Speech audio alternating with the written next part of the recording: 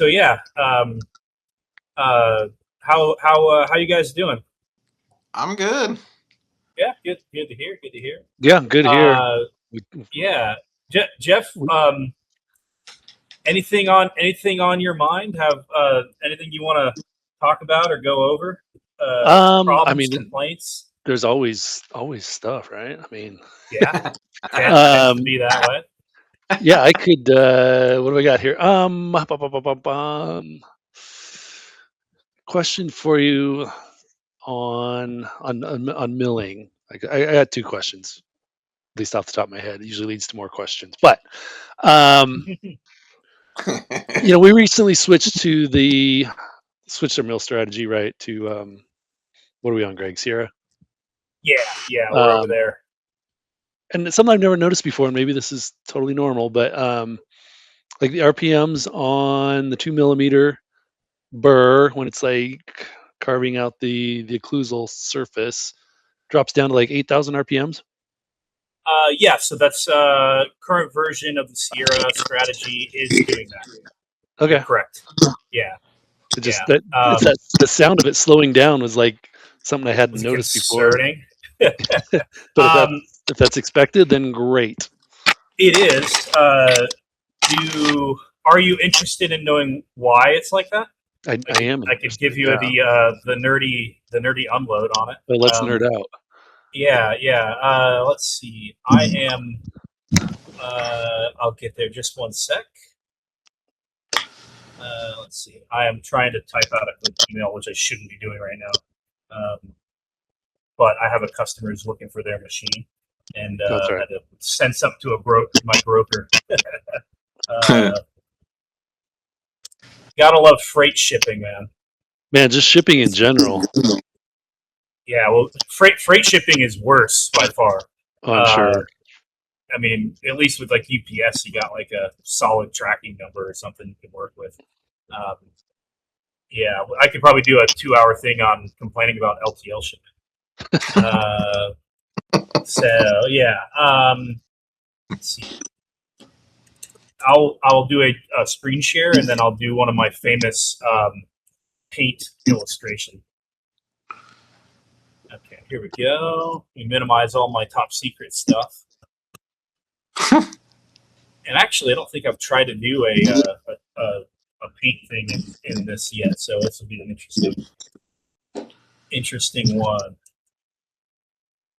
All right, here comes paint, and I think that I can do a little screen share action. Go window. I'll give you the whole deal there.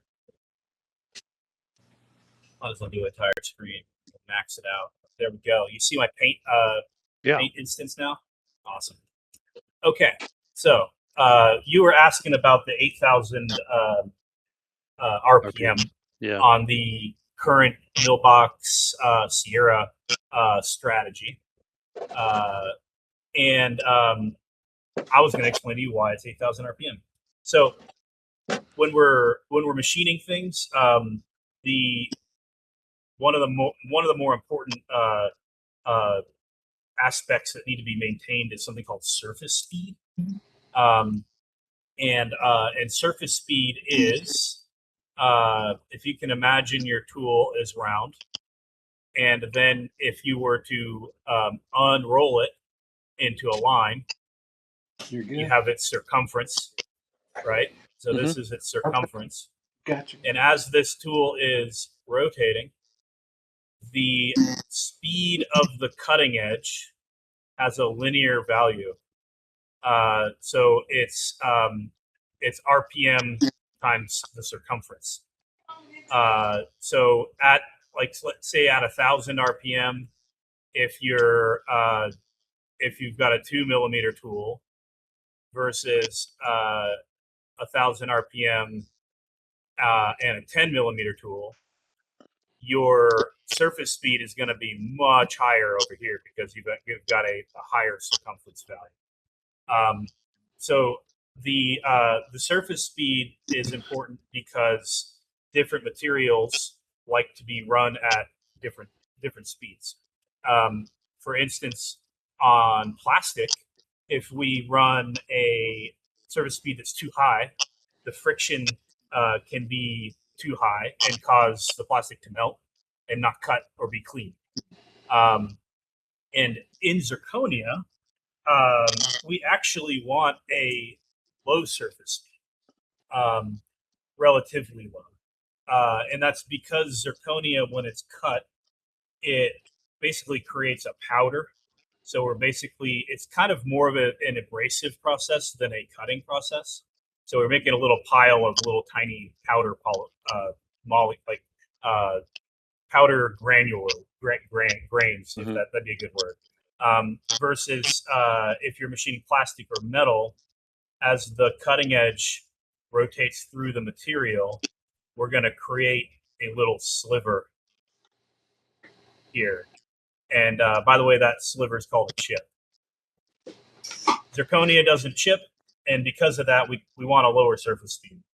And the reason that has been decreased is to help with your surface finish.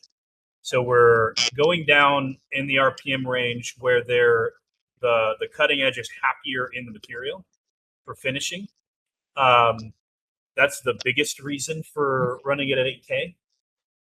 And then the second reason is the overall stability of the cut.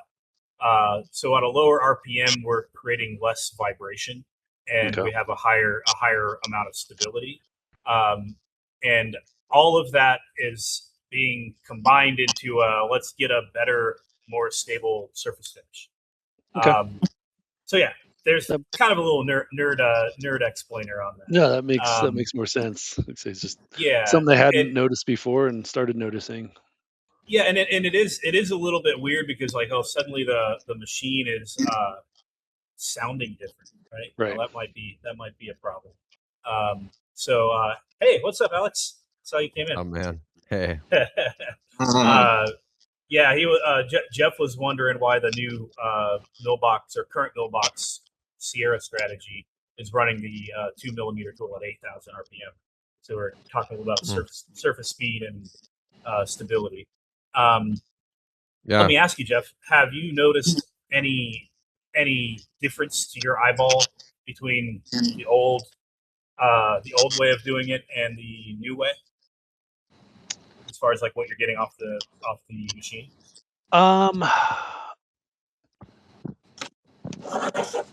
I haven't. Yes and no, I guess. I will say, I think with Argon, it did take longer to mill out the crowns, but I feel like they had a little bit more anatomy showing, a little more anatomy detail. So I don't know if it just used the 0.6 more, but it's not. It's pretty minimal. Okay. Yeah. So he's what Jeff's saying. I think is he was on the Argon version, and now he's on the RE version with the Sierra toolset. And so if that's your feedback, then yes, the way that we're handling the small tool might be different than what the Argon version is doing.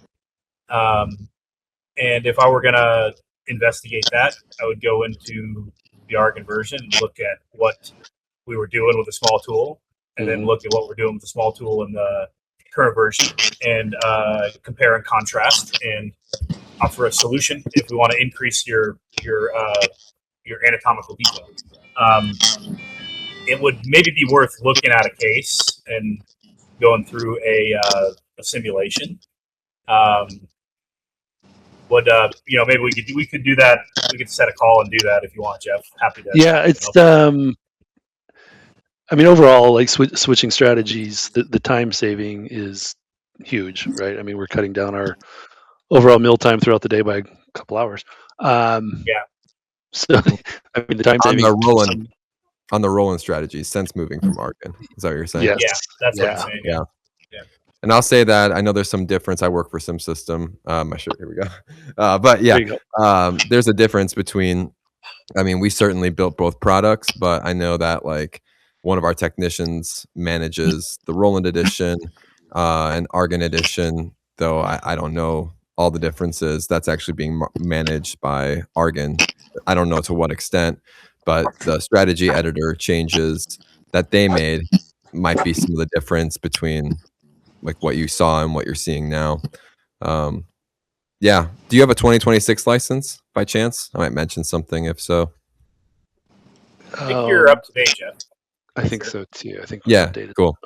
Yeah, cool. Well, there's further settings then. You probably saw that your restoration types now have like a fast and an HQ setting on them. When you click your restoration type, there's like different, like 3 different options. I think his license is up to date, but I think he's still on a 25 version. Oh, we should just update you. If you paid for access, you just need to update. Yeah. Yeah, check that out too, because you can change your strategy profile. And so like if you weren't getting a good enough finish quality or you wanted more, you could try the HQ when you do the object import. Or if you're like, hey, I just really want to get this done fast, there's a fast option. So built into the installer now, if you're updated, are some addition. It'll just change all your strategy parameters either to our fast strategy or the HQ strategy, or you still have the standard one. And all you can add additional, like Greg can help you create your own. We call them custom objects.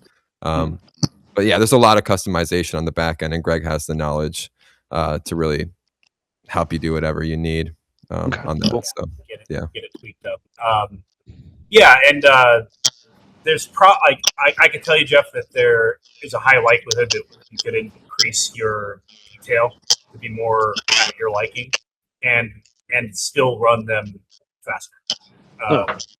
So there's that's not necessarily a trade-off.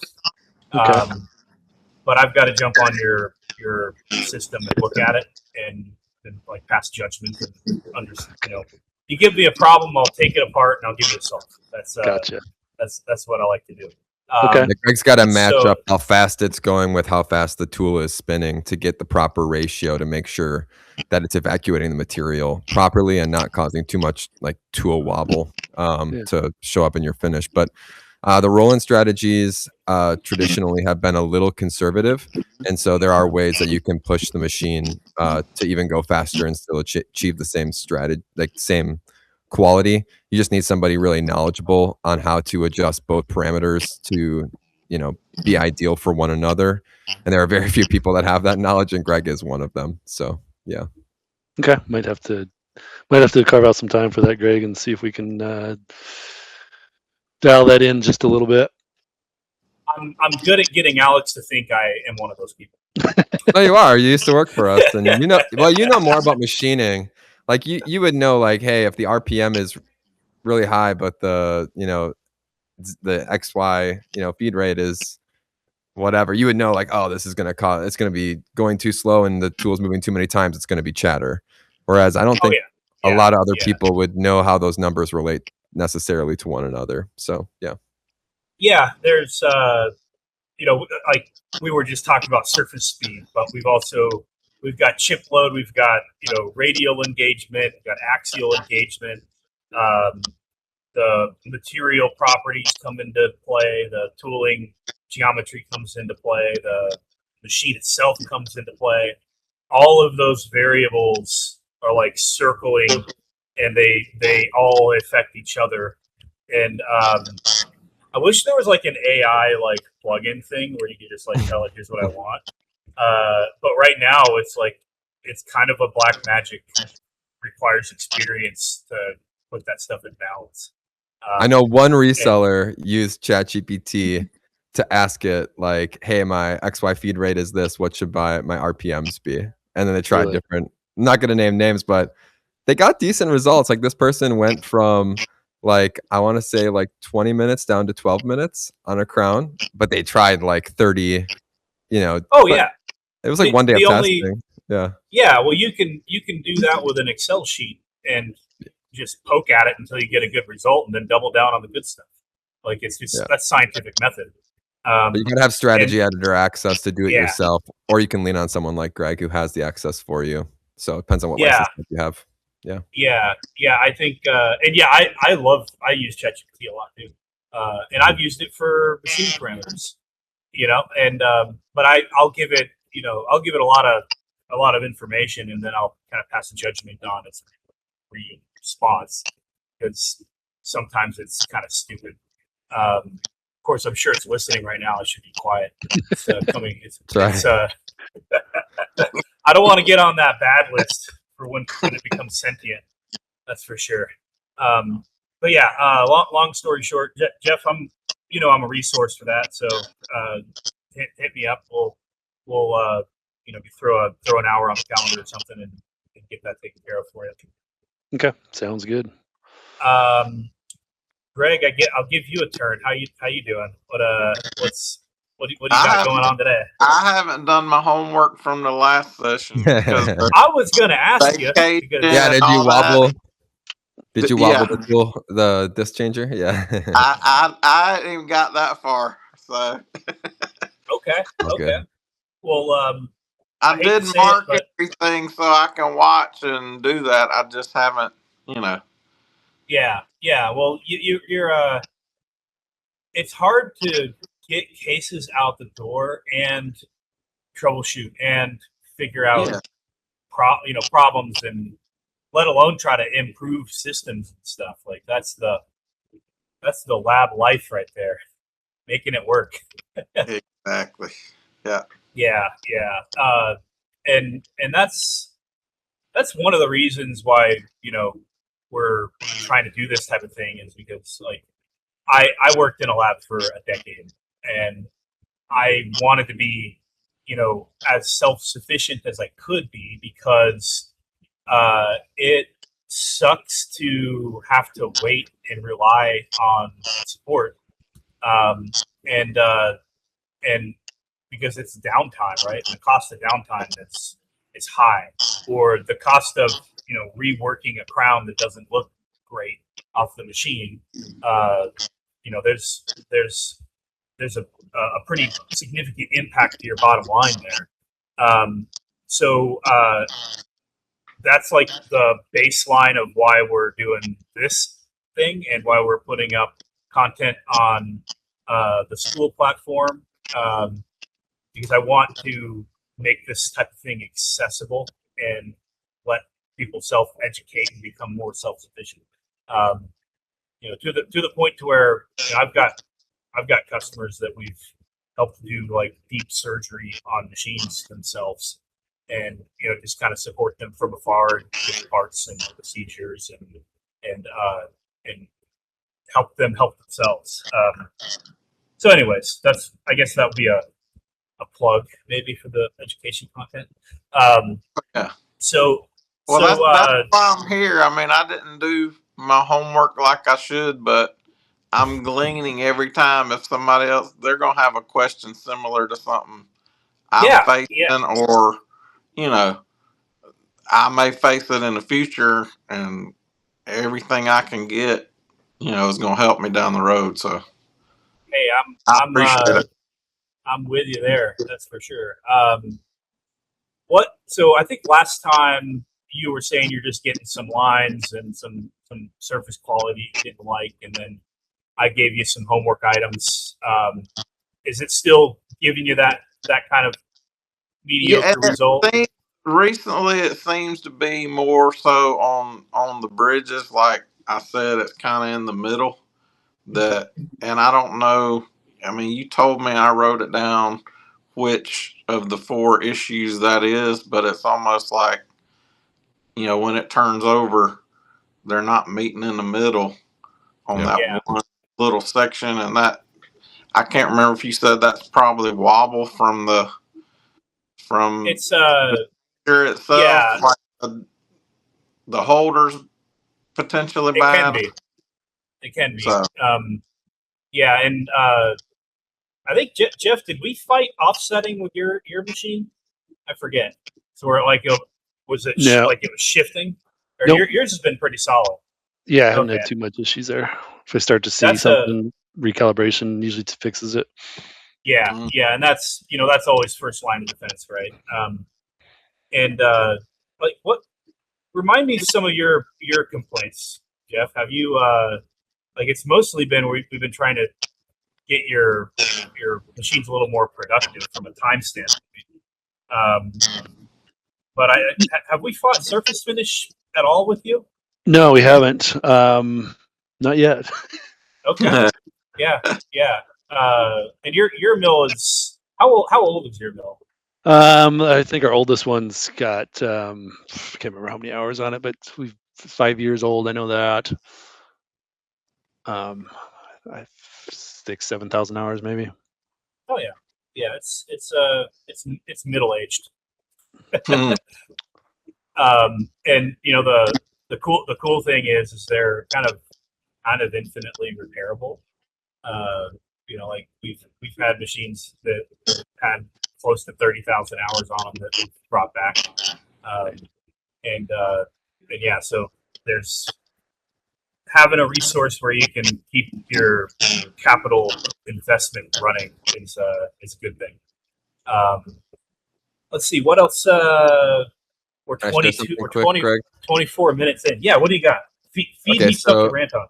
sure. Well, I mean, I'm just going to show something to the group in case you didn't know. So, definitely, Greg, you know better than me exactly what part is of the machine is the culprit for why you'd be seeing an offset. I mean, it could be like that. It's the disc, like the holder is loose in the disc changer, so for some reason it's not in the exact center point of the machine, and so when it's flipping, it's different. Per side. Um, from a mailbox perspective, that's definitely a machine issue that can't fully be corrected on the cam, because that's truly like something's wrong with the way it's placed in the holder. But if it's a calibration issue of some kind, um, as Greg and I have talked about this in the past, you definitely want to do your machine side service first, because you want to make sure your machine is at the true 0 point. However, it doesn't mean you can't compensate for it in the cam if you need. Well, sometimes you might want to do both, but you'd want to do your machine side first. I'm just going to show you mailbox for a second and show you where that's located inside your mailbox, because you could do it yourself. On the cam side, you could tell the machine where the new 0 point is actually located. So I'll just quick show you my screen so you can see where it's located. So can you see my screen? Yeah, we're good. We see you now. Okay, and the background just there it is. But inside of Mailbox, if you have it open, you can go to Tools Configuration. And at the bottom of your configuration is, let me bring it over from my other screen. There is a calibration. And all you do is it's going to prompt you, choose your machine. Let's just say I'm using a generic sim system. Yours is going to say Roland Edition. But what you do is you end up milling out this test block. And then you use a high quality pair of calipers, and you're going to measure A, B, C, D, and E. And then you can compensate what the actual measurement was, and then go ahead and click calibrate. And what Mailbox is going to do is reset the cam to treat those as the new values for your machine. So definitely do your machine calibration first, and then this is a good second step to make sure that your 0 point is exactly dialed in, both in then the machine is set to 0, and then the cam is absolutely set to the 0 of your machine, representative on the actual part that you milled out. So this is a great way to make sure you've got everything lining up perfectly, both between the machine and the cam. So thought I would show you guys that. Greg, were you single machine or multiple machine? I actually have just one? two. I use one more than the other, but I got a deal on a demo model, so and I need to get both of them running basically. Nice. Yeah, so that calibration in Mailbox, it's a really good tool to use for like diagnosis purposes. Meaning that like on your situation specifically, Greg, like if you ran that and then you immediately noticed a way better result, that would mean that your machine is mechanically off in some way. Okay. And so you're milling an object, and then you're taking measurements of what you actually milled. You're putting those values into Millbox. Millbox is doing some math based on your input, and then it's going to make an adjustment on the output for the machine to compensate. Okay. So, for instance, let's say if your target measurement is 10 millimeters, but you measured it at 10.1, then Millbox is going to add whatever it needs to do to make it 10 in reality. Okay. Right. And so when we use this to do troubleshooting, basically. If you drastically improve your result, then you know that the machine is not doing what it's being told to do in reality.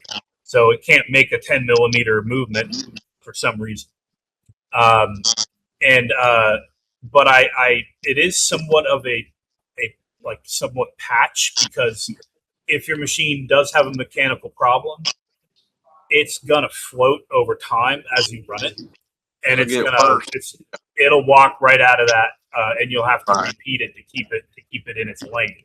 And some people are fine doing it. Like, hey, we're just gonna do this process every week and try to keep it close. But yeah, it's a tool that not many people even know is there, honestly. Right. Yeah. I wouldn't have known. It's a way for a quick fix on the cam side, but it doesn't fix the machine problem. That's continuing to get further and further, like, as things are loosening. If you just trust the cam to take care of that for you, you're going to have a regular process of doing it on the cam side, and eventually you really should have done the machine servicing that's the root cause. Now, paired as like a dual combo when you're calibrating, you don't have to do it, but I know we've done it on occasion where we calibrate the machine and then we calibrate the cam to it as like a secondary step to really truly ensure that everything is perfect. And because it's not well known, I mean, especially on an older machine, like, that's probably a good recommendation as a rule of thumb. If you're already going through the time to do your service on the machine side, take an extra, hour to do the cam side as well. I mean, maybe you mill the test block and everything's perfect. Well, I told you did a great job on your machine repair or machine servicing. But maybe even you did all your tightening, and it's, if nothing else, informative as to how out of spec or how out of calibration your machine still is, and you might still want to let the cam know what the reality is, because you'll get a better result then. Especially on an older machine, it's worth doing both. I would say, but it's not required, but that's the communication link between your machine and your cam. So you want to make sure you're carrying through the work you're doing on the machine side all the way through the cam. Otherwise, the cam's not aware. They have to communicate to each other. So and then if you are going to put a system in place where you're kind of relying on that, and you have multiple machines, you will need to break out the machine profile in Millbox, because so like, let's say you're using the same machine profile to feed 2 or 3 different machines, and then you run this process on one of those machines. It's going to apply those offsets to all the machines. And so, we can, like, for instance, if Jeff wanted to do it, then we would break out a profile, or Greg, you wanted to be able to do this on both of your machines that you have. You would want to have machine A profile, machine B profile, and segregate them. Which that's just work in the config. Like, that's not a big deal. You'd have 2 options then when you're going through your initial steps, where it'd be like select your machine, and you'd want to make sure you select. Yeah. If they're the same model, it's just one option right now. But if it's the same model and you have 2 of them, you might want different profiles for each A, B, machine. So yeah, fun. Well, I'm glad you brought that up, Alex. Yeah. What were you on an older version of Millbox, though, Greg? What version? Yes. And Alex mentioned me doing the trial. Yeah. I think that would help me, but I need to do all the other homework first before, you know what I mean? Like, I don't think getting new cam is going to help me if I don't fix all the other things that could be the issue first. If it's truly the offset issue, that's probably correct. There are some things in the newer versions, like options for when you approach the equator line, we can move the tool away, and that would not exist in your current version, but it would be an option to enable in a newer version. But yeah, I mean, I think generally a trial is easy. Like, you just need to contact your dealer and tell them you want to try the new version, and they should have a code to you within a day, and you just got to go. Okay. Take your dongle out of your machine, and then Mailbox will prompt you to put in a temporary code, and you'll just input the code. So when you're ready to try that, just reach out to your reseller. But yeah, just make sure they don't overwrite what you're currently running. Correct. Yeah. Make sure that you're siloing it out so that it's because you could get into trouble if depending on who's helping you, if they uninstall your current Mailbox to give you a trial of the new. That's bad, and I've seen that happen before. So yeah, you want to always protect your proven production, by backing things up, and like Mailbox 26 will by default install into a separate folder on your drive. So unless they're doing things intentionally, you should be safe. But have that in mind. And who was your reseller anyways? I forget. Oh, okay. So yeah, they've got guys over there that know exactly what they're doing. Yeah. So they can absolutely help you with that. Just a phone call away. So yeah, the newer versions definitely are a little softer, and they do have some, like we were talking about initially with Jeff, that 2mm finishing is helpful for surface finish.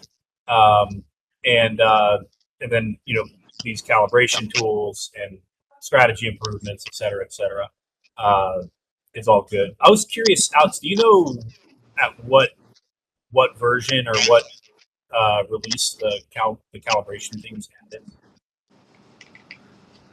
I've known about it since 2023 because I saw it used in 2023. So I know it's at least, but I think it was older than that. I mean, it used to be like a standalone thing behind a password. Oh, really? I think, yeah, it was when like you're test mode or something. Yeah. Oh, okay. But yeah, it's definitely been around because it's always been a challenge of like, okay, can we patch a misbehaving piece of hardware with software? And that was kind of like the reasoning behind coming out with that. Because there's no machine is the same as much as it would be awesome if they were. They all are slightly different, even same model, same brand. They all have nuance, and it's always the CAM software's fault when there's a bad result. Right, Alex? Sometimes it is, but honestly, no. Yeah. It's most in most scenarios. It's I should make like a pie chart.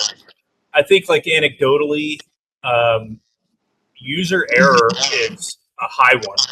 Like maybe the guy that got trained initially doesn't work there anymore, and the guy running it now is winging it. Like that causes problems in a lot of scenarios. Mill wear, mill breakdown from being crashed, the physicality of the mill, big contributors. Tooling, that one's probably even with the end user. In fact, arguably, tooling could be an end user thing because they selected to do with the tool what they're doing. So yeah, that's my rant on that, I guess. Yeah, the CAM software assumes a perfect environment in the machine. That's one thing you've talked a lot about, Greg, in our conversations out in public, is just the link between the CAM and the machine. Because Yeah, it's easy to blame one or the other, but you need to consider both. The cam is, actually telling the machine how to move. What the calibration of the actual machine, Mailbox is assuming that everything's perfect unless you tell it otherwise. So it'll move all the movements properly, but if your machine's out in some way, that's going to show up in your surface finish. Other issues, like we talked about earlier, like maybe the tool is spinning too fast and it's not moving through the material at the right rate. There could be something in the strategy that truly is like a cam issue that is causing the problem. So there are times that it is something that gets fixed on the cam, but a lot of the issues I've heard you talk about, Greg, are due to a breakdown in the machine and the cam being on the same page. So yeah, totally. Yeah, they have to be aligned. And the way I like to think about it is the cam software is creating the instructions for the machine, and the machine has to follow those instructions. So it's kind of like a master and slave relationship. That's probably not politically correct. But the cam is, like Alex said, assuming a perfect world.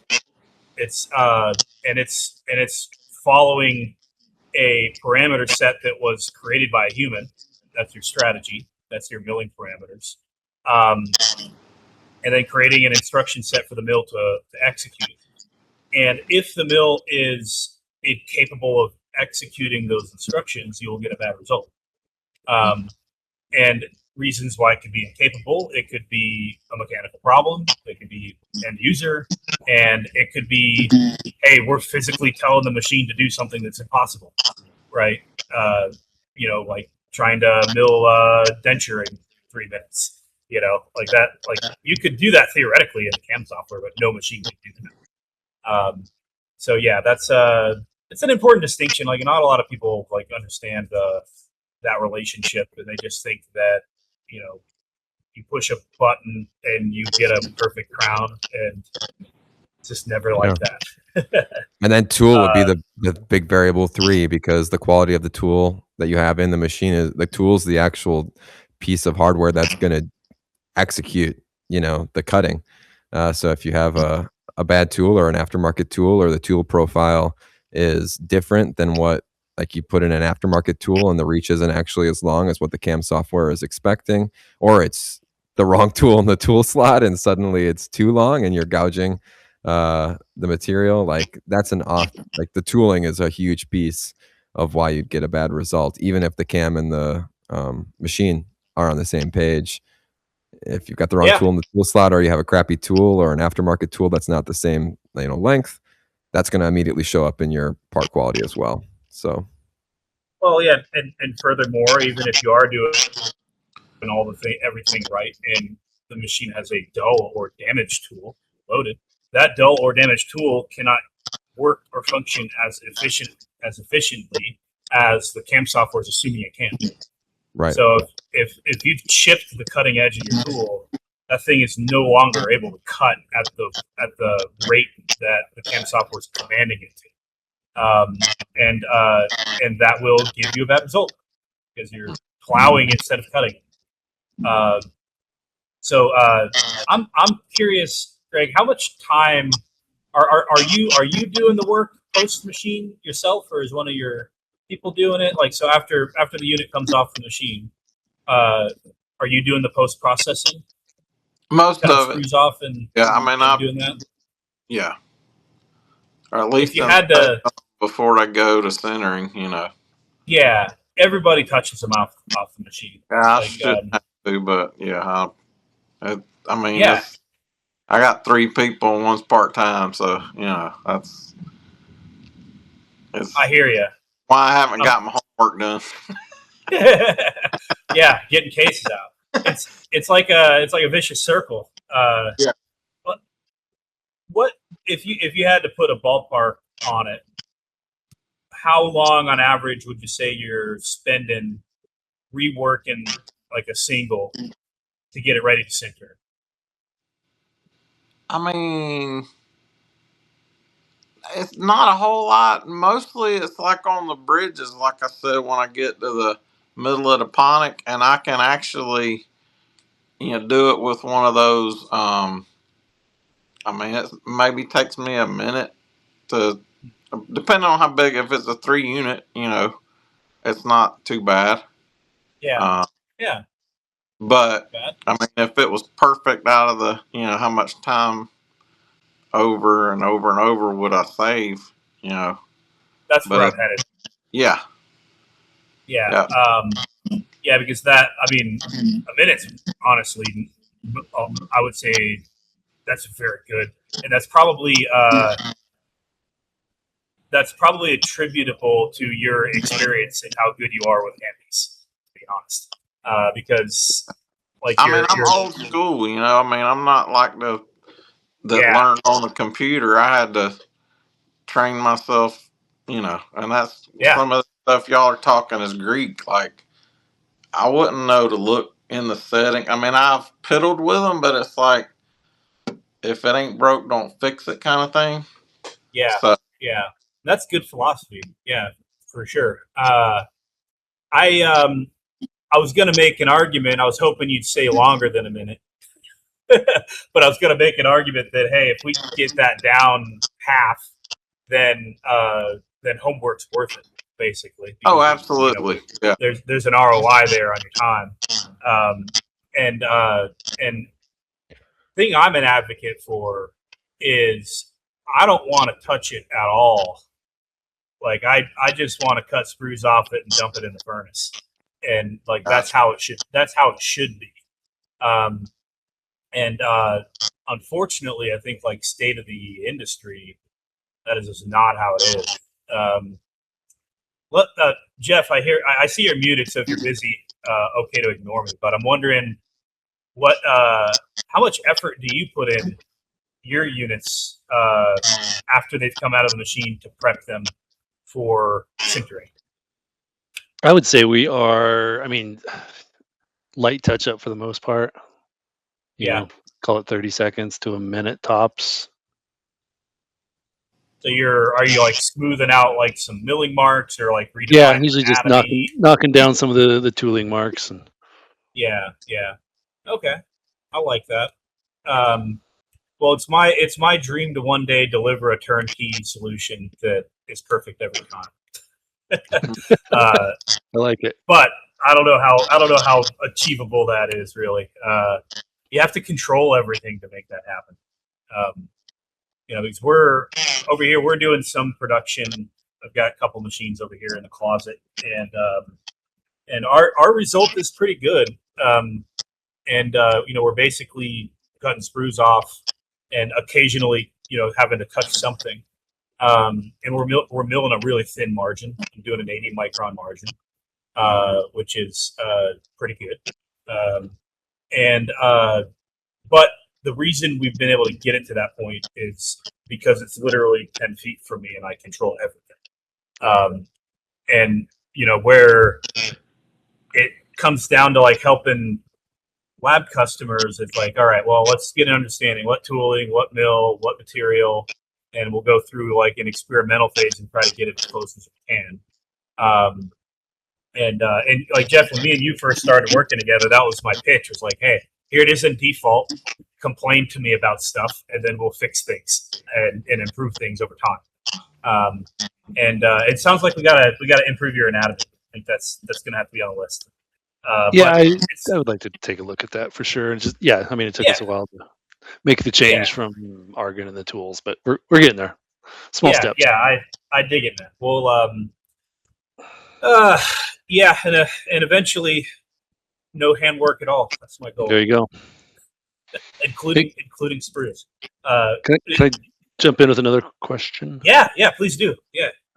This doesn't happen very often, but it happens on occasion. We'll get a case, and for whatever reason, the milling time will be hours instead of your typical minutes. And it varies. Sometimes I did a bridge last week, and by the time I got done calculating, it was going to be an 8-hour mill job. But that's not reality, though, right? No, it is. Estimated time? Really? Yeah, it's estimated time, and I learned that the hard way by just it won't take that long, and then I look at the size of the file, and it's like, okay, that's not right. So I say that was a bridge last week, and I re-nested it, same result. Then I ended up just putting it in the newer mill, the 53, and it was fine. I have it come up fairly often with um,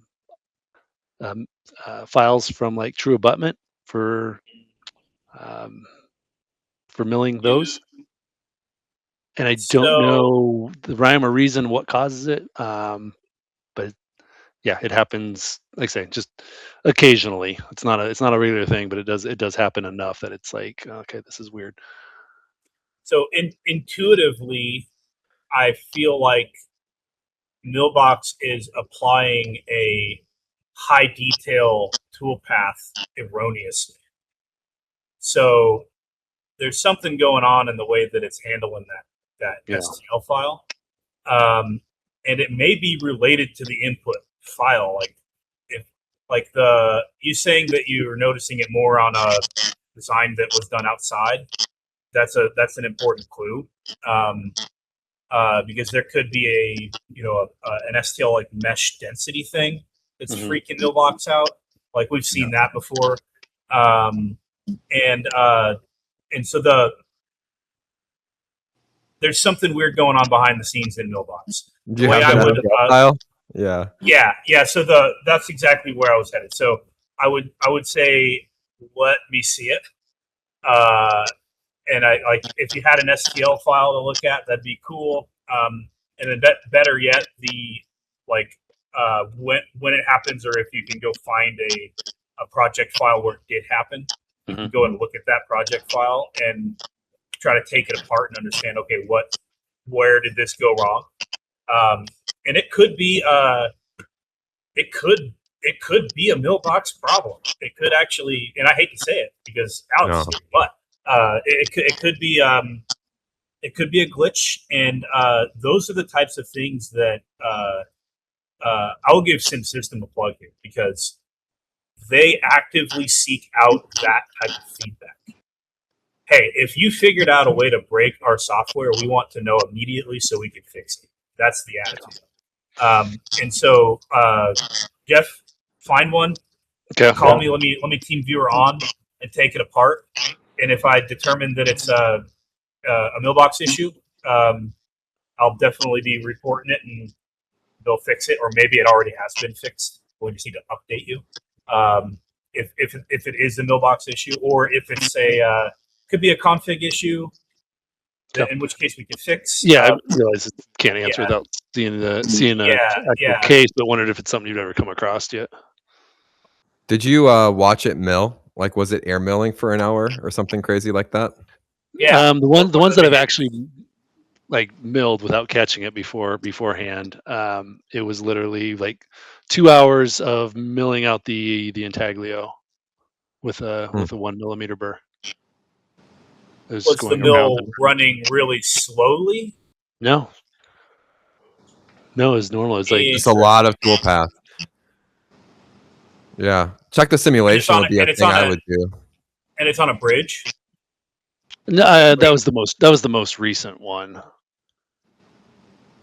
Yeah, that could be a strategy config thing. Like, I don't think I've shown you, Jeff, about like you can open up that table that's like in the tool library, and it has all the different settings for that tool and like 1,000 different scenarios the tool could be in. Mm-hmm. We could have a like, and then I'm full speculating here, but let's say that the 1 millimeter in the intaglio toolpath, there could be a typo in one of those fields where it's saying to go 0.0001 millimeters step over instead of 0.1 or whatever it should be. And all that would take, like that one like typo or mistake would make the software generate tons of toolpath for that area. And we are the guys making those tables are humans. I don't think that you guys haven't replaced anyone with AI yet, have you, Alex? Yeah. So yeah, like it's definitely that one's a possibility. I think that's maybe what's going on. Well, I know I can dig up one of these old ones that gave us fits and Let's send it do your it. way if you want to take a look.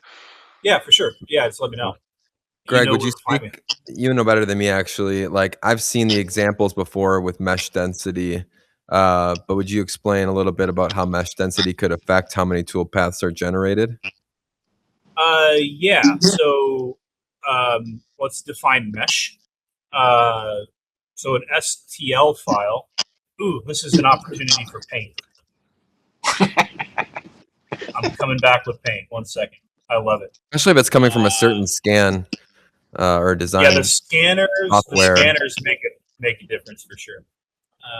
Okay, there's that.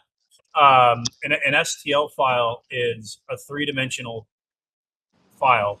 It's basically just text, but what that text is describing is the endpoints of triangles.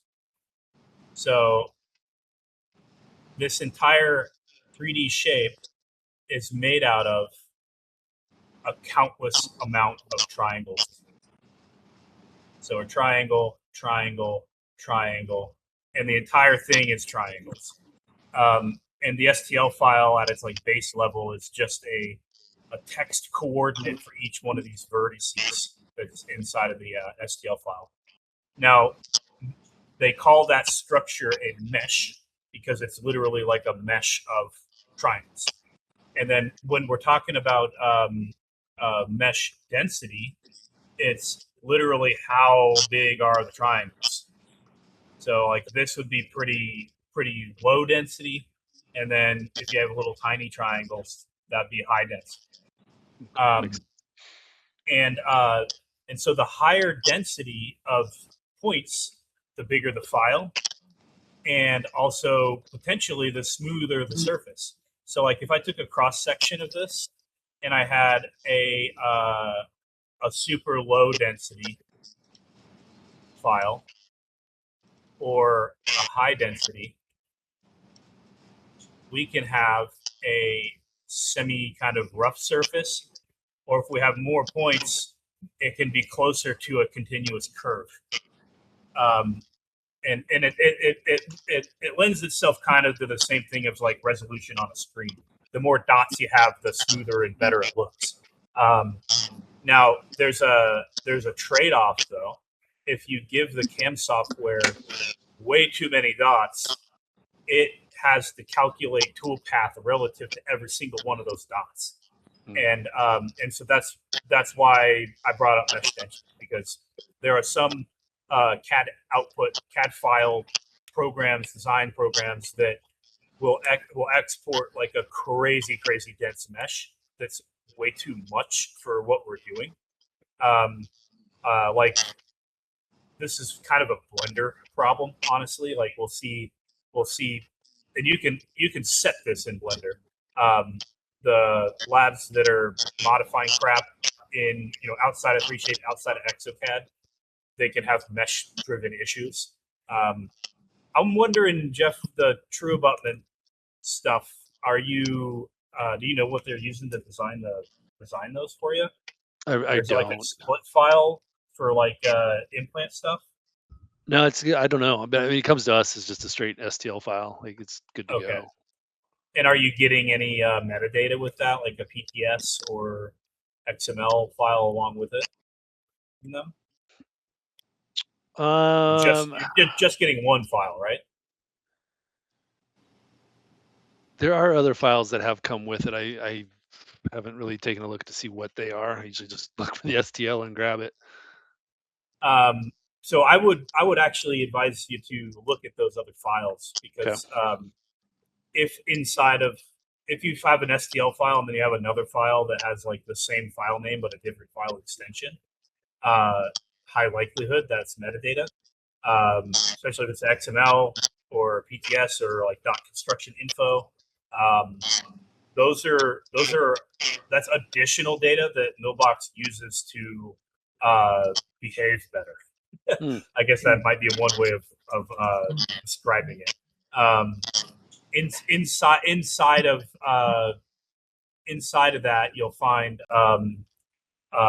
point cloud and curve data for margins.